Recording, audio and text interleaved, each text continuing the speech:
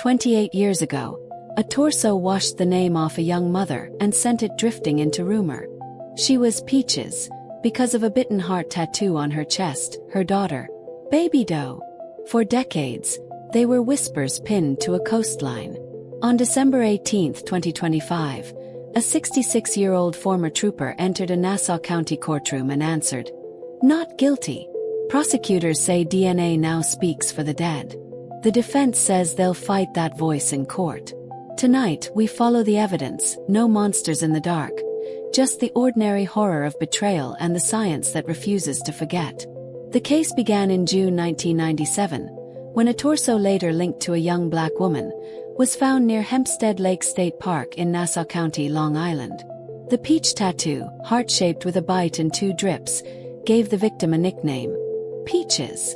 That image traveled further than her name did. Years later, additional remains would surface along the Ocean Parkway corridor, the same geographic code often used in headlines about the Gilgo Beach murders. From the start, the temptation was to nest Peaches inside a serial story. But geography is not motive. It's just where the tide leaves things. Cut the map wide. Lakes, parkways, barrier beaches. Markers cluster, but clusters can mislead. The public diagram loves straight lines. Investigators live in scatterplots. What Peaches did have was a future once. Tanya Denise Jackson, born October 22, 1970, a U.S. Army veteran who served in the 1990s, a young mother living in Brooklyn. For decades, those facts were buried under unidentified. Only in April 2025, after forensic genealogy work, would police announce her true name and her daughter's, Tatiana Marie Dykes. The recovery of identity did not solve the crime, but it realigned the compass. Names can do that. We move from what happened to who was she and who knew her. Naming the victim lights up routes, work records, apartments, relatives, companions, health clinics, service history, childcare. Each one is a door.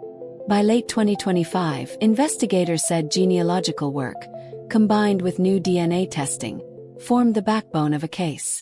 Early December 2025, a Florida arrest. Andrew Dykes, a 66-year-old former Tennessee state trooper and Army veteran, taken into custody in Tampa and then extradited to New York. On December 18, 2025, in Mineola, he was arraigned and pleaded not guilty. The judge set the next court date for January 16, 2026. This is a living case. Allegations, not conclusions. But the record of dates is clear and crucial. Prosecutors say forensic DNA links Dykes to Tanya. Media reports highlight a pivotal claim, that investigators recovered discarded DNA, an item like a cup, during surveillance, and that result matched evidence from Tanya's remains. The defense counters with a promise to challenge the DNA. That future battle is already visible. Chain of custody, lab methods, mixture interpretation, contamination risk, and the statistical language that juries often find alien. The science can be solid. The storytelling around it must be exact. Pull back. Tanya Jackson and Andrew Dykes had a relationship and a child, Tatiana. Reports say Tatiana's death is still uncharged as of tonight's script. Prosecutors emphasize a core theme. This is not the Gilgo serial case. This is personal violence, a domestic betrayal with a public aftermath. The line matters because it changes how we think about risk, pattern, and mindset. Serial cases tell us about predation as a hobby.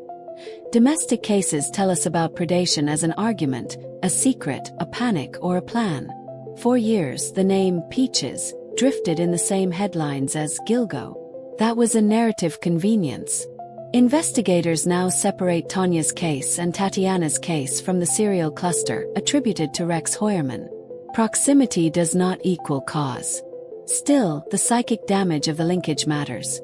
Communities grow numb when everything is labeled serial, and numbness is how cases go cold. When names returned in April 2025, motivation refocused. Find who, not which serial. That shift, from a faceless story to Tanya and Tatiana, is the hinge of everything that follows. In Part 2, we rewind to 1997 step by step, track the evidence handling, and face the questions we still can't answer. Then we walk into the December 18th courtroom and listen to what the law and the silence have to say.